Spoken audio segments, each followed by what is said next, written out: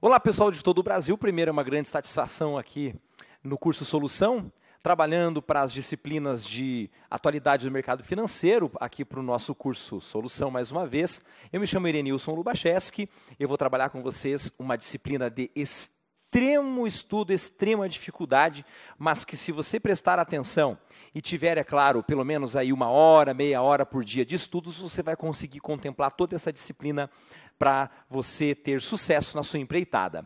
A disciplina é Atualidades do Mercado Financeiro, então a gente vai trabalhar com diversas situações aqui e vou precisar muito da sua atenção. Então vem comigo, faça as suas anotações e preste muita atenção, porque é importante, além de tudo, você crer que você vai passar. É importante acreditar, isso é fundamental, isso é o mais importante. Então, pessoal de todo o Brasil, me acompanhe, a gente vai tratar de atualidades do mercado financeiro e vamos falar nesta aula hoje do Sistema Financeiro Nacional para o seu concurso.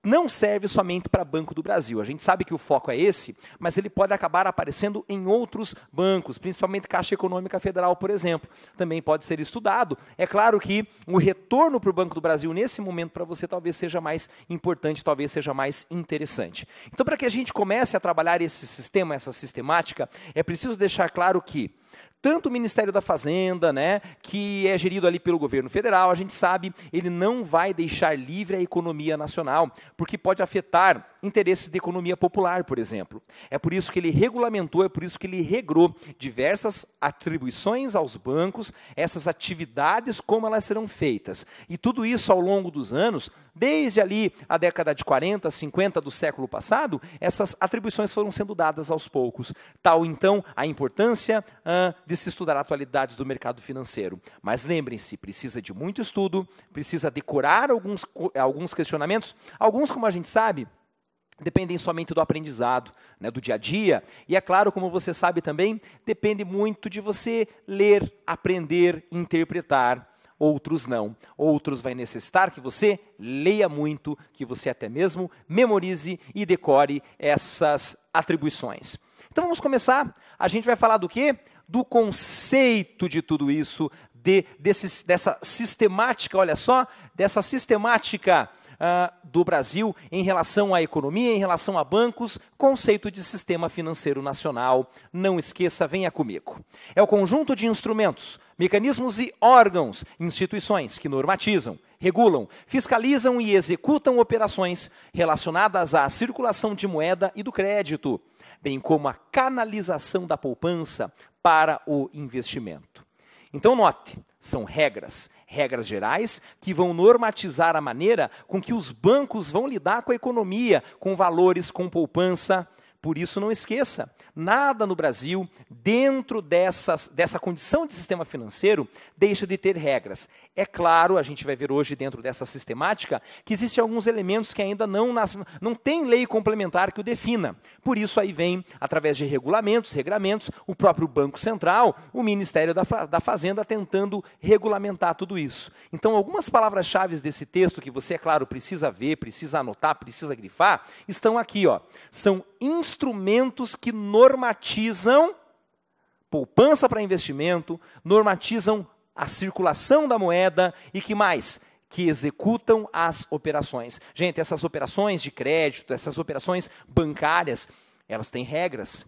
Os bancos de investimento, a Bolsa de Valores, o Banco Central, o BNDES, a Caixa Econômica, o Banco do Brasil, eles têm regras para conseguir trabalhar com essas operações, poupança, valores. Elas não são feitas de maneira solta, de maneira à vontade. Beleza? Vem comigo para mais um pouco, olha só. O artigo 192 é extremamente importante para começar a se compreender essa sistemática. Por isso, vem comigo, leia aqui comigo agora. Artigo 192, Constituição Federal. Conforme esse artigo constitucional, o Sistema Financeiro Nacional, estruturado de forma a promover o desenvolvimento equilibrado do país e a servir aos interesses da coletividade em todas as partes que o compõem, abrangendo as cooperativas de crédito, será regulado por leis complementares que disporão, inclusive, sobre a participação do capital estrangeiro nas instituições que o integram. Veja só, nesse quadro, o que você pode observar de mais importante para poder anotar e para poder grifar em casa, que o avaliador dentro desse concurso, dentro dessa prova, vai te cobrar. Ele vai te cobrar o artigo 192 da Constituição, só que dentro dele nós temos um objetivo do sistema financeiro nacional. Não esqueça disso. Olhe, isso é importante. Grife. Olha só. Promover o desenvolvimento equilibrado do país. Outro objetivo importante, servir aos interesses da coletividade em todas as partes, abrangendo cooperativas e regulando, através de leis complementares, a participação do capital no Brasil, tanto estrangeiro quanto a circulação da moeda nacional. Mas tem um problema. A Constituição de 1988, no artigo 192, fez a previsão de que no futuro ou num futuro próximo irá ocorrer, irá existir, irá ser formulada uma lei complementar que possa, é claro, regulamentar, que poderá regrar essa circulação de moeda e, é claro, atender ao bom funcionamento do sistema financeiro nacional. Mas acreditem, desde 1988, nenhuma lei complementar foi elaborada pelo Congresso Nacional. Ainda estamos aguardando.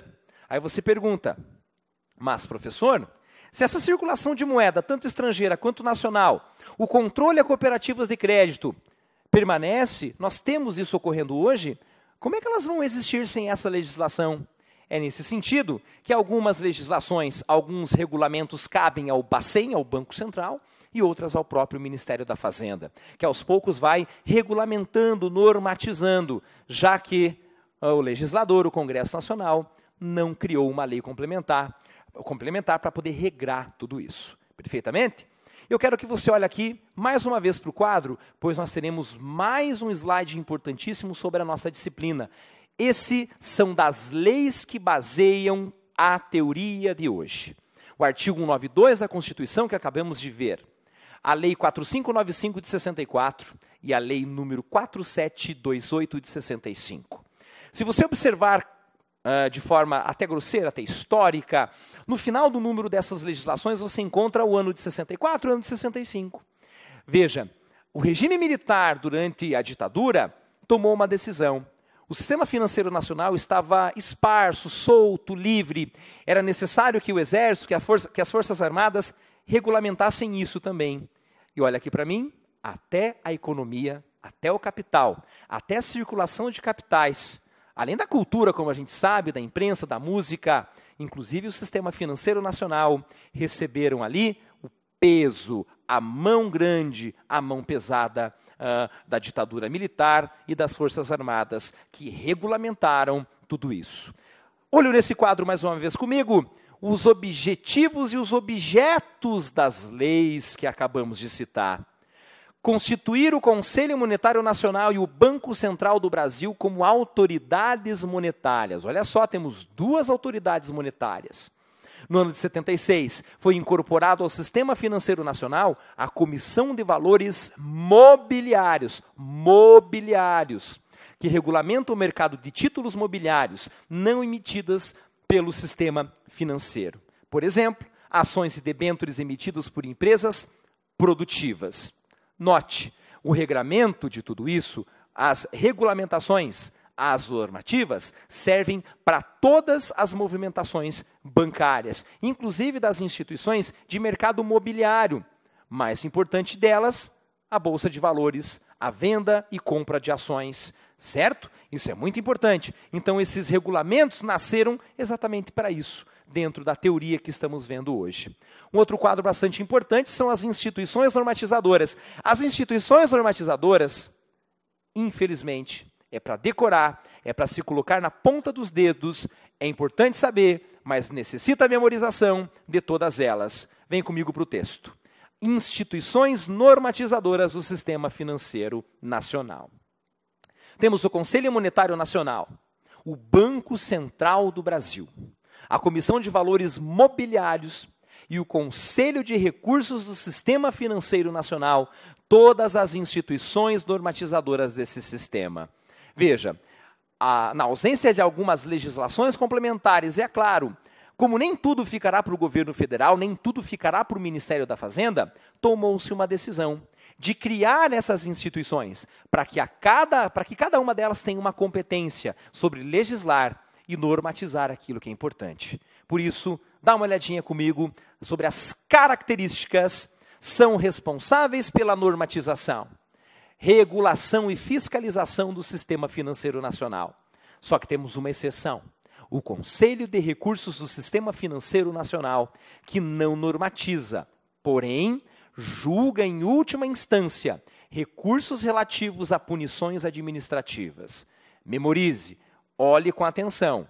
Veja que as comissões anteriores que nós colocamos, que a gente citou, elas normatizam, elas regulamentam, elas criam regras para essas movimentações financeiras. Mas o Conselho de Recursos do Sistema Financeiro Nacional, ela não normatiza, mas ela tem um poder de julgar e, quem sabe até, ela pode, não digo punir, mas ela pode mobilizar a punição de uma instituição que não tenha seguido de acordo com o Sistema Financeiro Nacional. Por isso, essa pergunta sempre cai. Essa é batida nos concursos, e eu aposto que ela poderá aparecer outra vez. Que pergunta seria essa? As funções do Sistema Financeiro Nacional, ou a principal função do Sistema Financeiro Nacional. Aqui eu já estou entregando uma das perguntas que podem cair. Perfeito? Olha só, qual é a função desse Sistema Financeiro Nacional? Dá uma olhadinha no quadro comigo. Ser um conjunto de órgãos que regulamenta, fiscaliza, executa as operações necessárias à circulação de moeda e do crédito na economia. É composto por diversas instituições e 2 subsistemas. Veja, a função é muito importante. Como eu falei, olha só, regulamentar, fiscalizar as operações de circulação de moeda e de crédito no Brasil. Só que, é claro, além dessa função, ela ainda é dividida em 2 subsistemas. Que o sistema geral é normatizar tudo isso. Só que nós temos 2 subsistemas, cada um encarregado de uma função dentro do Sistema Financeiro Nacional. Eu quero que você acompanhe comigo. Que subsistemas são esses? Dá uma olhadinha no quadro aqui. O subsistema normativo do Sistema Financeiro Nacional é o primeiro. Normativo, coloquei em caixa alta de propósito, pois são instituições que estabelecem as regras, as diretrizes de funcionamento, além de definir os parâmetros para a intermediação financeira e fiscalizar a atuação das instituições. Veja, por óbvio é normativo, porque cria norma, cria regra. Veja só, regulamenta. Veja, ela traz todos esses regramentos para que o Sistema Financeiro Nacional sempre funcione. E é claro, atenda aos interesses de toda a população. Só que nós temos mais algo para observar dentro desse quadro, que são as composições do subsistema normativo. É composto pelo Conselho Monetário Nacional, pelo Banco Central do Brasil, pela Comissão de Valores Mobiliários e pela instituição, ou por instituições especiais, como o Banco do Brasil, que você sabe tem vocação agrícola, né, de crédito agrícola, crédito rural, o BNDES, que tem mais uma vocação social, de infraestrutura, e a Caixa Econômica Federal, com aquela vocação habitacional e também de guardião do Fundo de Garantia do FGTS. Perfeito? São instituições especiais. Todas elas fazem parte do subsistema normativo do Sistema Financeiro Nacional, para regrar, para normatizar, para regulamentar. Por isso, normativo. É óbvio que você vai lembrar disso na prova. Se aparecer lá, subsistema normativo, você vai lembrar de norma. Perfeito? Isso é muito importante, de regra. Só que ainda está faltando um subsistema. Dá uma olhadinha comigo, é o subsistema operativo do Sistema Financeiro Nacional. Veja, deixei operativo em caixa alta, e isso é óbvio. Dá uma olhadinha no quadro comigo. Operativo, pois em sua composição ocorre a intermediação financeira.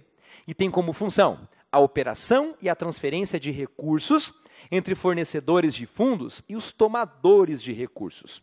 Aplicam regras, diretrizes e parâmetros definidos pelo subsistema normativo. Veja só, operativo, porque eles operam, não é? Eles transformam, eles, além de observar, eles fazem acontecer os mecanismos dessas operações. Por isso operativo, é óbvio, não é? Ela cuida da transferência de recursos. Elas aplicam regras, diretrizes e parâmetros para essas transferências. Esse vai e vem de dinheiro, esse vai e vem de moeda em circulação, é o sistema operativo que vai cuidar, vai registrar tudo isso, vai observar tudo isso. Mas é claro, ainda falta um pequeno detalhe que eu quero que você observe no quadro comigo. A composição do subsistema operativo. São compostos pelos bancos propriamente ditos, pelo Sistema Brasileiro de Poupança e de Empréstimo e pelas instituições não financeiras. Veja só, é fácil. Se nós temos um subsistema normativo, não é? Composições lá dentro que possam regrar, que possam normatizar, o operativo são aqueles que realmente vão realizar as operações. E quem é que mais realiza operações financeiras? Os bancos. Então, os bancos são os principais componentes do subsistema operativo, porque eles vão operar moeda, não é? Vão fazer a moeda circular, vão recolher, vão gerar poupança. Por isso, operativos, tal a sua importância. Mas tem um outro motivo importante do nosso estudo que eu quero trazer para vocês. Ele está no próximo quadro. Não esqueça a atuação das instituições que integram o subsistema operativo. Veja que o subsistema operativo ele é mais amplo para você estudar. Por quê? Porque no caso do normativo, você vai estudar a lei, vai estudar a norma, vai decorar a lei, decorar a norma, o regulamento, resolver o problema. O operativo não.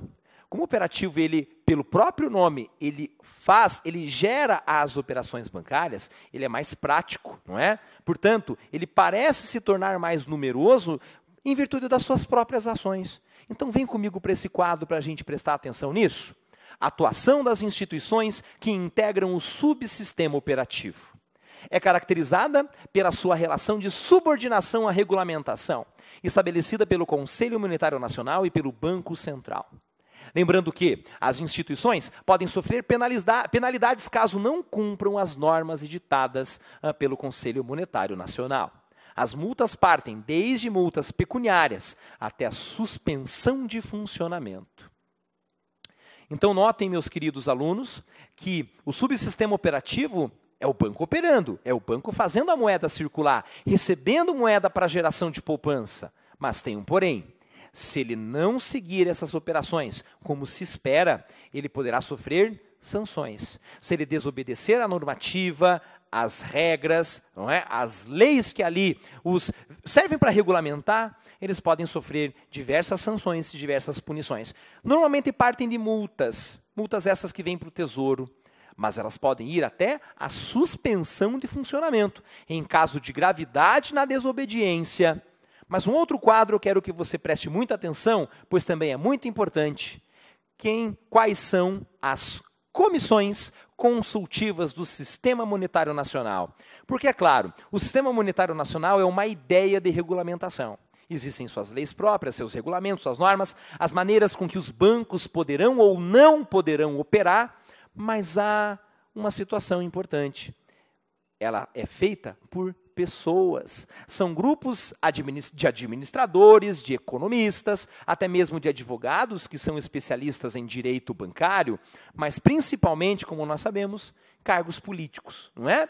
E essas comissões que servem para poder gerar essas normativas, para poder regulamentar, inclusive, juros, poupança, essas comissões, elas são formadas para os seus determinados objetivos. Que comissões são essas? Memorize comigo aqui no quadro. Comissão Técnica de Moeda e de Crédito. Mercado de Valores Mobiliários. Comissão de Crédito Rural. Crédito Industrial. Crédito Habitacional. Endividamento Público. E a Comissão de Política Monetária e Cambial. Veja, são grupos, não é? Do Sistema Financeiro Nacional que formam essas comissões. Eles realizam reuniões, realizam estudos e, é claro, opinam sobre a normatização correta, que deve ser levada em consideração para que o Sistema Financeiro Nacional seja saudável, apesar de problemas externos, problemas da economia, problemas muitas vezes com o PIB, com balança comercial, com taxa de juros, taxa de câmbio. E o Sistema Financeiro Nacional sempre vai estar montando comissões Essas comissões aqui, como nós sabemos, elas são fixas para que possam estudar esses problemas e regulamentar a vida dos bancos. Entenderam? Isso é muito importante. O que você precisa saber para a prova? Quais são essas comissões? Como elas são formadas? O que elas estudam? A gente vai vendo aos poucos em todos os encontros que a gente vai ter. Mas esse quadro próximo é o segredo da sua aprovação. Dá uma olhadinha comigo. A composição do Conselho Monetário Nacional. Quem são as autoridades? Quais são, as autoridades que fazem parte desse Conselho Monetário Nacional? São autoridades importantes que tomam decisões para o melhor rumo da nação no aspecto econômico.